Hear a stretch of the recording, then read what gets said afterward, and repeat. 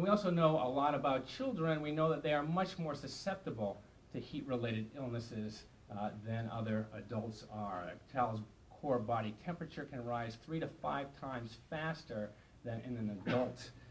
Infants and young children don't sweat efficiently, so they're not able to dissipate the heat as well as adults can. They have less reserves and are therefore at much greater risk for dehydration.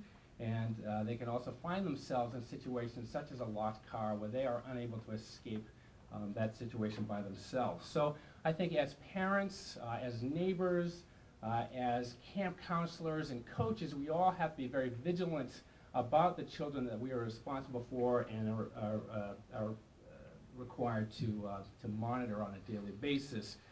We have to make sure that they avoid this prolonged exposure to heat, not only in cars, but just on particularly hot days that, such as those we've experienced over the past few days. We need to limit their play outdoors when it becomes this hot. We need to check on them repeatedly during these periods of time.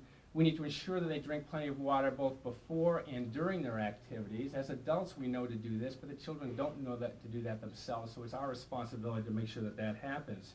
We protect them, as Congressman Castle says, with light clothing, make sure that they stay cool during the day, use appropriate sunscreen.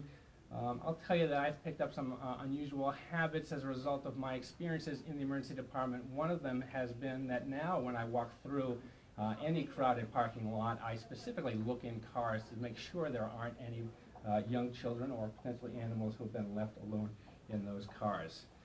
We also, just as caretakers, need to recognize some of the signs of heat-related illnesses or heat stroke, and those can be fairly simple. That may just be a child complaining of a headache or dizziness. They may become less active or listless at times as a result of the heat. They may complain of nausea or vomiting. Things that look like simple illnesses may be related to the heat itself. We need to recognize this also. And if we suspect a significant heat-related illness in a child, we need to contact emergency care immediately.